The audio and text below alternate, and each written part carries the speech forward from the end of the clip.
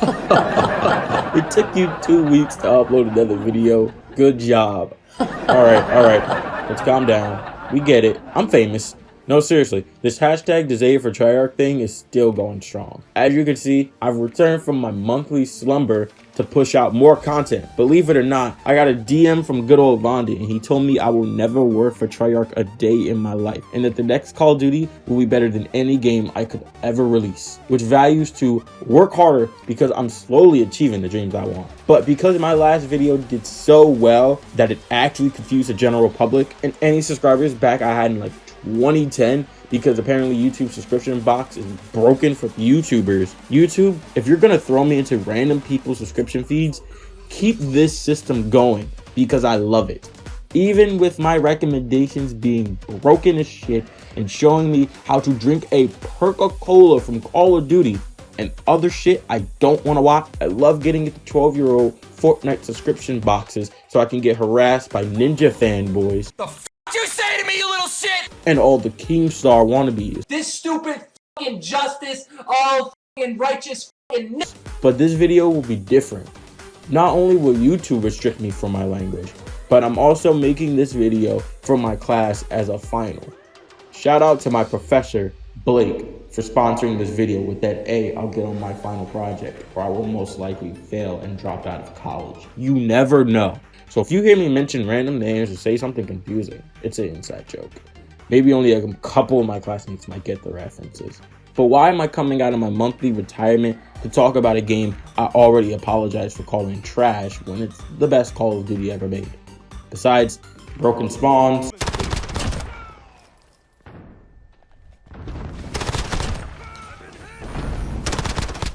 as long as you know.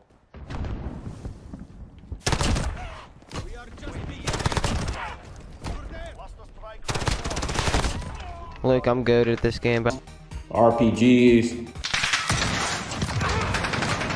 the vehicles,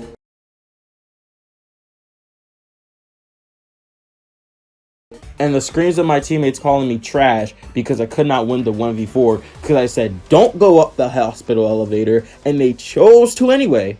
This is a different topic and does not deserve an I am sorry vibe. As a game designer, I cannot let this slide. No burleasy.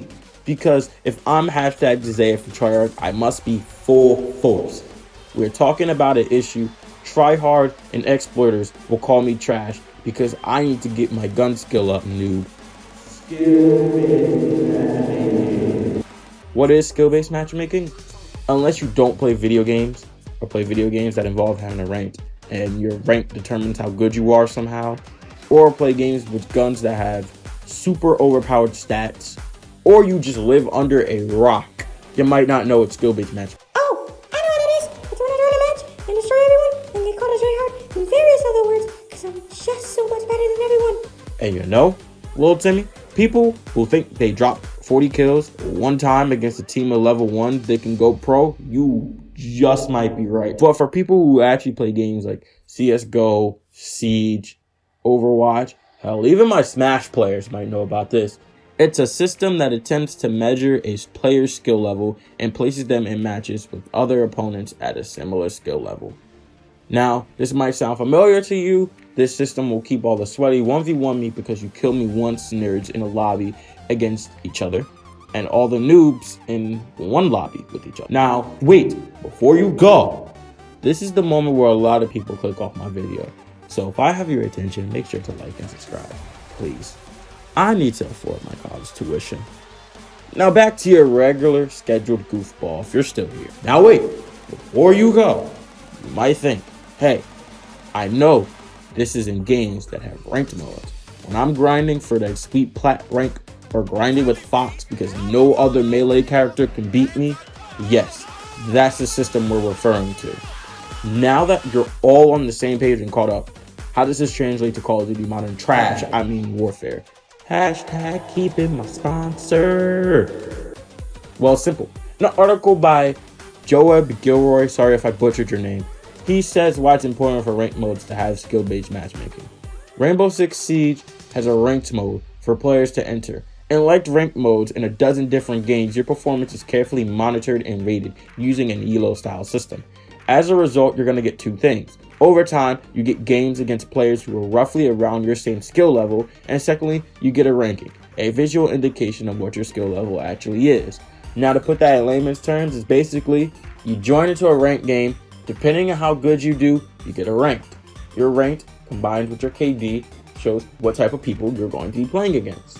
The higher in rank you go, the better people you play. The worse in rank you go, the worse people you play. Combined with your KD, of course, but your KD doesn't really have an effect in the terms of how many people you play. Mostly it determines on the rank, but that's a topic for another day. Now compare that to Call of Duty, and if we look at a list of the game modes in Call of Duty, I don't see rank. Do you see rank? I don't see rank. I don't see rank. Every single game mode in Call of Duty is a casual game mode, meaning any player of any skill level hops on the game and plays. There is the one exception of the CBL playlist, but that game mode is not ranked.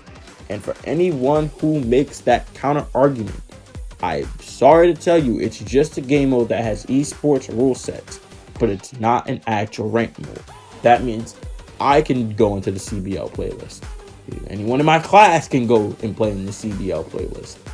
Hell, anyone can go into the CBL playlist and play it. It's not ranked. There's no rank indication system. It's basically public matches with esports rule sets. Now you might think, No. Call of Duty has a rank system. I'm currently level 101. well, Lil Timmy, you're right as hell. I'm not even gonna lie to you, Lil Timmy. That's a good counter argument right there. And I will tell you that there are many people with a KD of 0.5 and a KD of 4.0 who are on the same level as you. That rank, just like this rank, that rank, that rank, that rank, and that rank at the bottom right there, has no indication of how good you are, just how much you could take playing this game religiously. With me being around level 20, it shows you I stopped caring about this BS a long time ago. But besides that, let's hit Infinity Ward with the facts, who claim there's no skill-based matchmaking and won't respond to people telling them to change it. So here's the facts. No printer. Many YouTubers such as Sour, Driftor, and the Exclusive Age have already proved skill-based matchmaking exists in the game to some degree. We've seen it with our own eyes. I've seen it with my own eyes. It's why I make the video. There's articles telling you it's in the game. Now you might think, okay, you're only going up against players of a similar skill level. What's the issue? Here's the problem. Imagine you have a 5.0 KD. Because you're just that good somehow. I don't know. You're that good. And your friend decides, hey, I'm going to buy Call of Duty and get on and play with you. You're like, coolio, broski. Your friend may have a 0.5 KD. But the fact that you have a 5.0 KD means you're only getting paired with people who have around that same skill level and KD. Even if your friend hosts, this is also true. Now, also, say you have a group of friends. You're the 5.0 KD. You feed, and then one friend has like a 1, your other friend has like a 0.5 KD, and other couple maybe like 3 KD, 2 KD. You get the point. You literally will have your KDs averaged out. So basically you take all the KDs, add them up, divide them by how many people are in the lobby. So say it's like a 3 or 2.8, whatever. You'll get paired with people who are 2.8 and above. Not 2.8 below and above, just 2.8 and above. Because Infinity Ward can do what they want. So what does this mean? This means even if your friend wanted to play casually and you wanted to play casually too, you can't, because everyone's going to be trying their ass off. So don't put that M4 down just yet, Lil Timmy, because you will be carrying your friend. And this means if you wanted to play every game, you have to try every game. I am not exaggerating to you when I say this. You don't use meta weapons in this game. I promise you there are 5 other players who are and will slap you around like they're trying to make a breakfast pancake. Now for my Smash players, that's like not using a meta character in a Smash tournament and getting slapped. For my Overwatch players, my wall players. Wow, however you say it, that's like not having a healer on the team and you get slapped every game because no one has a healer. Or hell, my band of Splatoon players, Mario players, Undertale players, you get the point. you'll be playing a team of people like this every game, or a team of people like this every game. You get the point.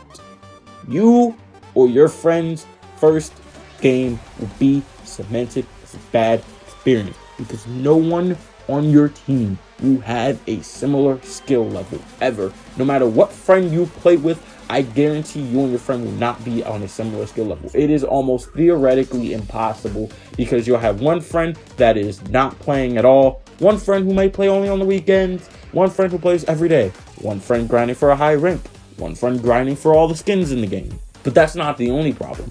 Lobbies are so confusing because you got high rank players getting into games where everyone's low skilled and low skilled players getting into game where people are high skilled. You might be thinking, oh, this is good. That means the lobbies are getting mismatched. No, that means my high skill players. You may play one game where you think, God darn, I am the best player in Call of Duty in history. And then you go into like the next 5 games, you're getting utterly smacked around by people. And then for my low skill players, you may have that one person that's carrying the other team and you're just like, God darn, why is he so good? Or you may get into a game where there's a whole bunch of people on the same team just smacking you guys around like flies. And this is none other than exploiting. Now, I'm not talking about doing a casual glitch. I'm talking about tactics that I actually have found to work and done it. It's called reverse boosting. Now, we all remember boosting, where I wanted that nuke, and because I couldn't get 25 kills in a row without dying, it was impossible. I called up that good old friend to hit me with a good old tack insert. For anyone who plays Pokemon, your best example is getting that good old action replay out the closet to bring that level 1 shiny Lugia to level 100 in 5 seconds. Now, reverse boosting is where a player intentionally lowers their KD by constantly killing themselves or getting killed in game until they reach a low enough KD to where their lobbies become easier. Or they can see the person who is at the bottom of the leaderboard and join them when they join into a session and potentially get into easier lobbies. Both of these methods work. Infinity Ward has done nothing about it. A quote by Robin Meyer-Laurie describes this perfectly. A system as predictable as skill-based matchmaking can easily be abused too. Players can throw enough matches to ensure they'll be placed in a lower skill bracket, then proceed to enjoy games against far less experienced players. Meanwhile, a player who just wants to run around and use some of the more fun but less powerful guns will constantly find themselves on the wrong end of overpowered weapons and meta strategies. This sucks for everyone. Because honestly, look, everyone's on the wrong end of this. And Infinity Ward has not had any comments on this. So take it how you want it. But it's what Infinity Ward wants at the end of the day. There's easy fixes, actually. There isn't really any easy fixes for this. Like, adding in a rank mode and getting rid of skill-based matchmaking from public matches and Warzone. Oh, you didn't know? Skill-based matchmaking and then Warzone, a battle royale. But that's a topic for another video I'm not going to make. But adding rank is an easy solution. Moving it all together and going to Call of Duty's old system, which was to find players based on connection. You can even keep it in the game. Whoa! Now you might be thinking, that's counterintuitive. Would you keep it? Look, you can keep it, but you can scale it down so players aren't getting constantly matched with unbalanced team or not even getting connected at all in some instances. Apparently, this game is just getting more broken by the day it goes on. Now, this video's gone on for a long time, and this video will end here for my classmates to let others present. But for anyone who is somehow still in this video and staying, I'm gonna rant for a little bit. Basically, skill-based matchmaking finds it so people all play on a similar skill level. They learn, they get better. But honestly, I find that to be somewhat counterintuitive.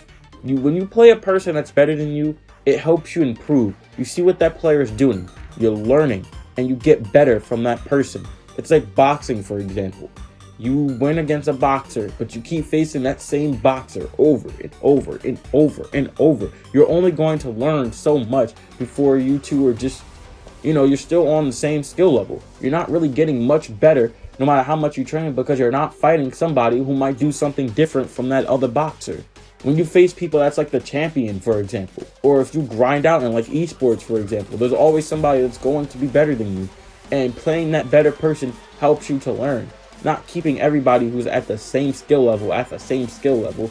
It's about learning and getting better. If your game is good, then people aren't going to care about whether they're facing somebody who has a 5.0 KD on the other team, or playing in a game in which, you know, they're getting slapped around, but the next game they're having fun. Like, it's about learning, and skill-based matchmaking kind of hinders that low-key. When my brother beat my ass in Call of Duty every single day, he never stooped down to my skill level to make me feel better. He looked at me in my eyes and said, yo, get better. So, like every person who gets slapped in a game, you look at a tutorial. You look at other players. You learn to get better from them. A challenge makes it exciting, yes.